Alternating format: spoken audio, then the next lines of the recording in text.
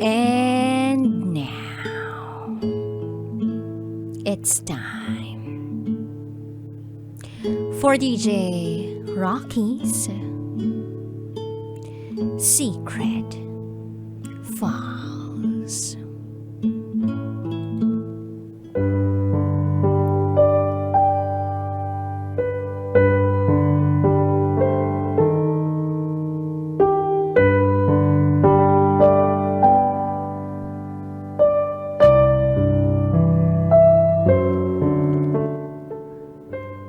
Karera o pag-ibig. Karera, kapalit ng pagkawala ng taong mahal ko.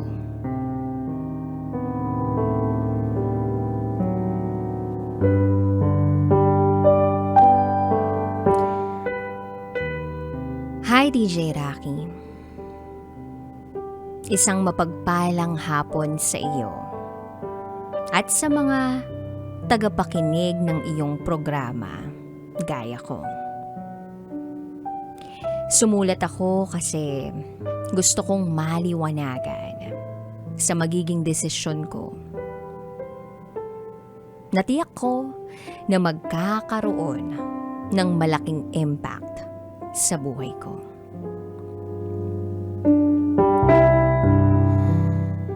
Itago mo ko sa pangalang Fire.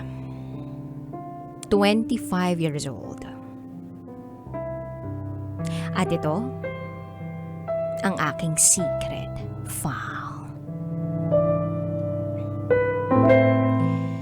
Fresh grad ako sa kursong Bachelor of Science in Hospitality Management.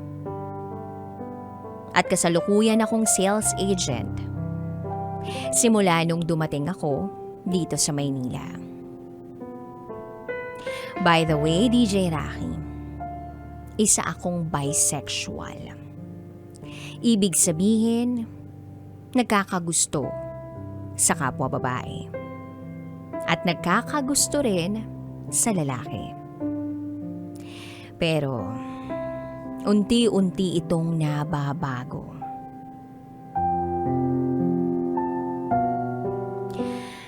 May boyfriend ako. Itago natin siya sa pangalang Nick. Ahead siya sa akin ng 5 taon. Siya ang kaisa-isang naging kasintahan ko.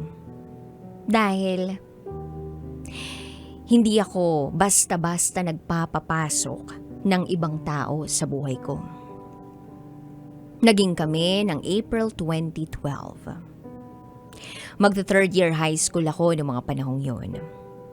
At naghiwalay kami ng April 2014. Gagraduate na ako noon ng sekundarya sa kadahilan ng bata pa ako masyado. At hindi pa naman ganun kalalim ang pagmamahal ko sa kanya. Kumbaga, infatuation lang yung nararamdaman ko noon para kay Nick. Noong naghiwalay kami, ay siya namang pagtigil ko sa pag-aaral na noon ay dapat magka-college na sana ako. Hindi ko gaanong ininda yung sakit na naramdaman ko noon dahil busy akong maghanap buhay para makaraos sa kahirapan at para na rin makatulong sa mga magulang at kapatid ko. LDR kami noon at hanggang ngayon, ganun pa rin ang setup namin. Yes, DJ Rocky. Nagkabalikan kami ng March 2018. Nandito na ako noon sa Maynila at bagong salta. Ipinagpatuloy ko ang pag-aaral ko habang nagtatrabaho ako.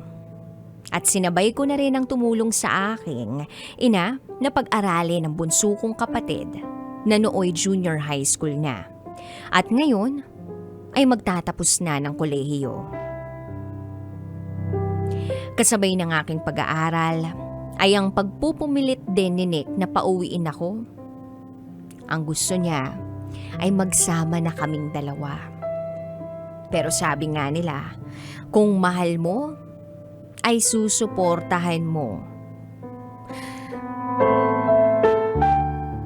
Ginawa naman niya. Sinabi pa niyang kapag kinakapos ako, ay magsabi lang ako sa kanya. Kaya lang nahihiya ako. Hindi ko ginawa yun. Halos araw-araw, nangungulit si Nick na umuwi na ako. Kahit na sinabi niya sa aking susuportahan niya ako. Malapit na akong magtapos nang mas lalo pa niya akong kulitin at alukin ng kasal. Pagkatapos ng graduation, sinang-ayunan ko naman. Dahil kinukonsidera ko matagal na ang pag-aantay niya. Kahit hindi naman buo ang loob ko na sumang-ayon sa kanya. Nagpaplano na kasi ako noon na kumuha ng training para makasakay sa barko at maumpisahan ko ng makamit ang mga pangarap kong unti-unting nabuo nung ako'y muling magpatuloy sa pag-aaral. May 12, 2022, umuwi ako sa probinsya dahil death anniversary ng tatay ko.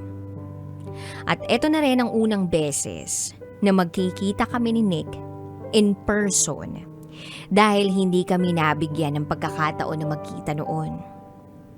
Umuwi kami sa bahay at nagkasama kami ng 4 na araw. Muntik nang merong mangyari sa pagitan namin. Pinag-uusapan na kasi namin ang pamilyang bubuuin namin. Pagbalik ko ng Maynila, ay siya namang pagbigay ni Nick sa akin ng due date kung kailan siya mag-aantay sa akin at sa desisyon ko. Hindi niya kasi ako pinapayagan na magtrabaho. At lalong-lalo na ang malayo sa kanya o malayo sa kanya dahil gusto niyang araw-araw akong makita at makasama.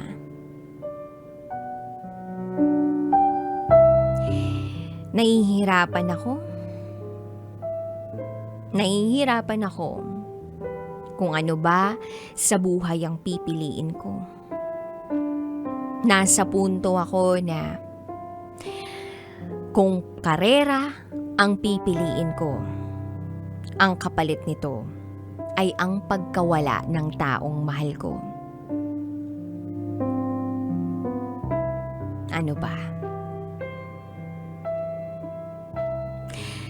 Etong taong matyagang nag-aantay sa akin at handa akong makasama habang buhay? O ang karera nga matagal ko nang gustong marating? Sana'y matulungan niyo po ako, DJ Rocky. Gusto ko pong marinig ang opinyon mo at ng mga avid listeners mo. Tiyak makakatulong kayo sa akin. Hanggang dito na lang po. Muli, ako si Fire at ito ang aking secret file.